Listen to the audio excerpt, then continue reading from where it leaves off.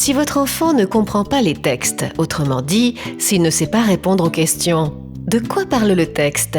Qui est le personnage principal? Que lui arrive-t-il? C'est soit qu'il ne sait pas identifier les personnages, les événements et les circonstances temporelles et spatiales d'un récit, soit qu'il ne s'implique pas dans la lecture. Le manque de vocabulaire est rarement une des causes. Dans un premier temps, vérifiez que votre enfant est capable de repérer les différents termes désignant un personnage. Il, celui-ci, ce dernier, Paul.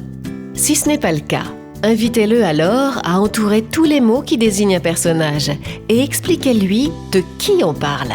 Pour l'aider, proposez-lui de temps en temps l'activité suivante.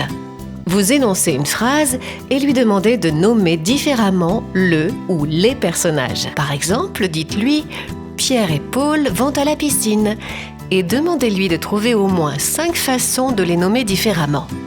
Les 2 enfants vont à la piscine ou les 2 complices vont à la piscine ou encore ces 2 grands garçons-là vont à la piscine ou bien ils, ceux-ci.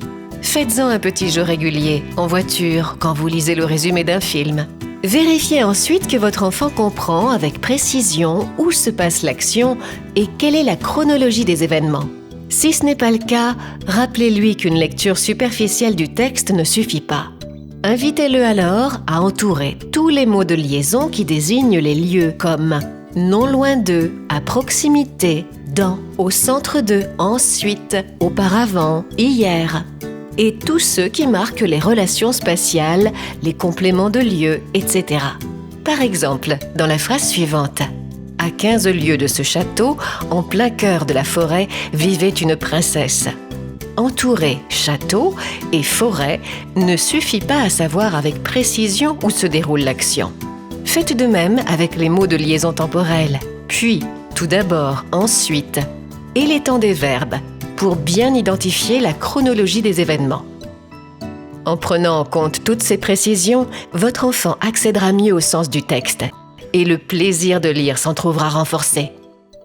Enfin, l'exercice de lecture peut lui sembler tellement difficile qu'il ne veut pas réellement s'y mettre, ce qui joue sur son implication dans la lecture. Donnez-lui alors une méthode qui l'aidera à repérer les informations et petit à petit à améliorer ses performances de compréhension. Pour cela, construisez avec lui une fiche de méthode qu'il conservera précieusement afin de s'y référer dès qu'il en éprouvera le besoin. Vous pourriez lui proposer d'écrire A. Premièrement, je lis une première fois le texte en entier. B. Deuxièmement, je le relis et souligne tous les mots que je ne comprends pas malgré le contexte. C. Troisièmement, je cherche ces mots dans le dictionnaire. D. Quatrièmement, je relis à nouveau le texte. E. Cinquièmement, je lis les questions qui me sont posées. F. Sixièmement, j'identifie les mots qui me donnent des renseignements sur le lieu, les personnages. G. Et finalement, je n'hésite pas à demander de l'aide à un adulte. Une fois cette fiche réalisée, accompagnez votre enfant dans une première lecture pendant laquelle il utilisera cette fiche de méthode. Voyez avec lui si elle est une aide réelle. Refaites cela avec lui plusieurs fois avant de le laisser seul. Et surtout, n'oubliez pas, c'est une question d'entraînement. Plus votre enfant lira avec méthodologie, plus la prise d'informations nécessaire à la compréhension sera automatique et plus la lecture deviendra un réel plaisir dont il ne pourra plus se passer. Soyez à ses côtés. Ne choisissez que des extraits de textes adaptés à son âge et qui ne font jamais plus de 5 à 10 lignes.